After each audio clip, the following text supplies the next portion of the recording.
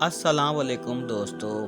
5000 سال پرانی قوم سمود کی بستی میں کچھ دن پہلے میوزک کانسرٹ کیا گیا ہے۔ مدینہ سے 300 کلومیٹر دور الاولیٰ کے مقام پر، جہاں 5000 سال پہلے قوم سمود کی بستی ہوا کرتی تھی، وہاں کچھ دن پہلے میوزک کانسرٹ کیا گیا ہے۔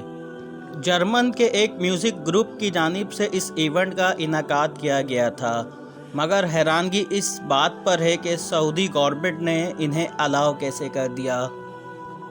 ایسی جگہ پر میوزک کانسرٹ کا انعقاد کرنا جہاں پہلے ہی اللہ کا عذاب آ چکا ہے، کسی صورت بھی جائز نہیں، بلکہ ایسا کرنا دوبارہ سے اللہ کے عذاب کو دعوت دینا ہے۔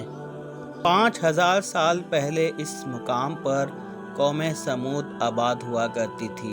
وہ قوم اتنی طاقتور ہوتی تھی کہ پہاڑوں کو تراش کر وہ اپنے گھر بنایا کرتے تھے۔ 100 فٹ لمبے ان کے قد ہوا کرتے تھے۔ انہیں اپنی طاقت کا اتنا گھمنڈ تھا کہ انہوں نے اپنے ہی ہاتھ سے بنائے ہوئے بتوں کو پوجنا شروع کر دیا۔ اللہ کا قانون ہے، جب کوئی قوم اللہ کی نافرمانی میں حد سے زیادہ بڑھ جاتی ہے اور شرک کرنے لگتی ہے، تو اللہ اس قوم میں ایک ڈرانے والا پیغمبر بھیجتا ہے، جو اس قوم کو بتاتا ہے کہ اے میری قوم، اللہ کی عبادت کرو، اللہ کے ساتھ کسی کو شریک مت کرو۔ اللہ تعالیٰ نے قوم سمود کے پاس حضرت صالح علیہ السلام کو بھیجا۔ جب حضرت صالح علیہ السلام نے اپنی قوم کو کہا کہ میں اللہ کا پیغمبر ہوں، تو ان کی قوم نے ان کو جھٹلا دیا اور ان سے کہا کہ اگر تو واقعی اللہ کا پیغمبر ہے تو ہمیں اللہ کا کوئی معجزہ دکھا۔ اور قوم سمود نے حضرت صالح علیہ السلام سے مطالبہ کیا کہ وہ ہمیں ایک حاملہ اونٹنی لا کے دے اور جو دودھ بھی دیتی ہو۔ اپنے اللہ سے بول کہ وہ ایک اونٹنی بھیجے جو حاملہ ہو اور دودھ بھی دیتی ہو۔ حضرت صالح علیہ السلام نے اللہ سے دعا کی اور اللہ نے ان کی دعا قبول کی، اور ایک بھاری چٹان پھاڑ کر ایک اونٹنی باہر آئی جو حاملہ بھی تھی اور دودھ بھی دیتی تھی۔ اللہ نے قرآن مجید میں فرمایا، جس کا مفہوم ہے کہ اس اونٹنی کو کچھ مت کہنا، نہ تنگ کرنا اور نہ قتل کرنا، اس کو زمین میں گھومنے دو، کھانے دو، پینے دو۔ اس اونٹنی کی خاصیت یہ تھی کہ یہ ایک دن پانی پیتی تھی اور دوسرے دن دودھ دیتی تھی۔ تو جب یہ دودھ دیتی تھی تو اتنا سارا دودھ دیتی تھی کہ پوری بستی کے لیے کافی ہو جاتا تھا۔ مگر قوم سمود نے اس اونٹنی کو قتل کر دیا اور تکبر سے حضرت صالح علیہ السلام کو کہا کہ تو اللہ سے بول، جس عذاب سے تو ڈراتا تھا وہ عذاب ہم پر لے آئے۔ حضرت صالح علیہ السلام نے اپنی قوم سے کہا کہ تم 3 دن اپنے گھروں میں آرام کرو، اللہ کا عذاب آئے گا۔ اور پھر جب تیسری رات قوم سمود اپنے گھروں میں آرام کر رہی تھی تو ایک زوردار چیخ آئی اور وہ سارے مر گئے۔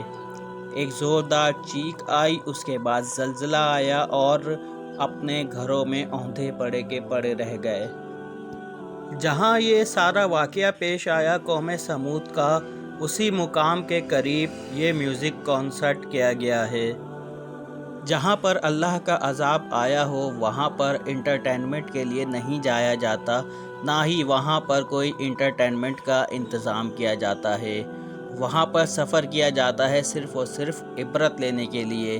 جس طرح ہم قبرستان میں جاتے ہیں تاکہ ہم عبرت لیں، اپنی موت کو یاد کریں، اسی طرح ان بستیوں کی طرف وزٹ کیا جاتا ہے جہاں پر اللہ کا عذاب آیا ہو، تو صرف اور صرف عبرت لینے کے لیے، نہ کہ وہاں انٹرٹینمنٹ کریں، کوئی ایونٹ کریں یا پھر میوزک کانسرٹ کریں۔